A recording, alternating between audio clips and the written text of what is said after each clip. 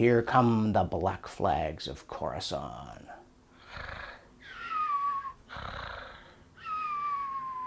Look, I understand that fanatics can pose a real danger to us, but I'm less alarmed by these banners than I might otherwise be, because I'm talking about their first appearance, and that was on June 9th back in 747. The banners of the Abbasid revolt against the Umayyad Caliphate in the name of restoring the purity and unity of Islam. Now, the black flags themselves come from a hadith that's attributed to Muhammad, saying that the advent of the Mahdi would be preceded by true believers coming from Khorasan and fighting under black banners against this kind of anti-Mahdi, anti-Christ-like figure. And also Muhammad himself evidently had two battle standards, a small white one called the Little Eagle and a large black one made from his wife's headdress called the Big Eagle. So there you are. Or maybe not, because the Abbasids did have a point about the Umayyad Caliphate. It was narrow-minded, it was ethnically intolerant, and the subsequent Abbasid Caliphate was more inclusive. But it did not bring perfection on earth. And that's a recurring problem. Islam has these kind of unreasonable expectations of a theocratic state that will make humans behave in genuinely righteous ways. And the result is invariably disappointing.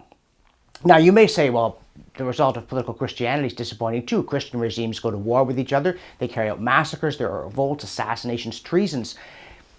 It's a pretty horrible picture to contemplate. And you're right about that. But there is this critical difference. Christianity expects it.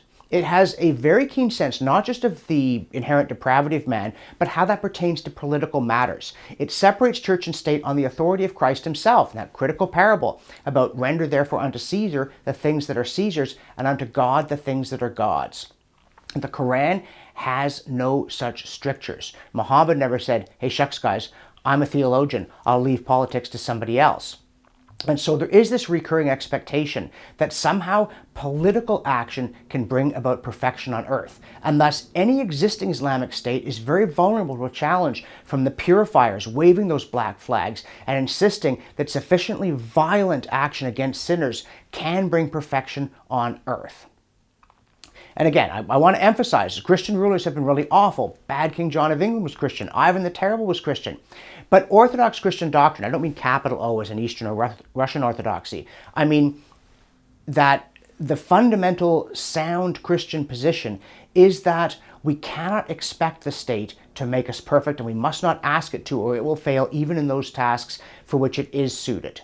And as a general rule, there has been an excessive tendency in Christian regimes to try to enforce orthodoxy, to say this is the state religion, everyone has to go to this church, but not to make men and women behave as though they'd already gone to heaven. Instead, to make them go to church and say they're sorry for their sins and they'll try and do better next time. Islam doesn't have that. And the result is perplexing as well as tragic. I mean, the very first caliphate was absolutely torn by violence and assassination. 3 of the first 4 caliphs were assassinated. God's message comes to earth and people immediately start plunging daggers into one another. That's not meant to happen. And on down through the years. And again, I want to emphasize there have been plenty of Islamic rulers who have been kind and generous people, who've had a prudent sense of the limits of the possible when it comes to politics, who have been decent and honorable. But they've always been terribly vulnerable to this challenge from the purists, waving the black flag, shouting death to this, death to that, death to everything, and overthrowing them in the name of the true Islam. And there is a persistent theological temptation in Islam to take that approach to secular affairs. I mean, to take Saudi Arabia, where the constitution is the Quran, and they deny that there's any potential problem of interpretation. If you say that there is, they cut your head off. And the result, of course, is a regime that is brutal, seedy, and pathetically pretentious in religious terms. So yes, Christian rulers, like Christian subjects, have been fallible people. They have behaved in appalling ways.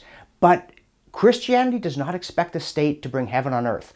Too often Islam does, and that's why those black flags just keep showing up over and over again, posing a menace, not just to we infidels, but to Muslims, Muslim rulers, Muslim subjects. It's been happening since June 9th of 747 AD, and it is unlikely to stop anytime soon.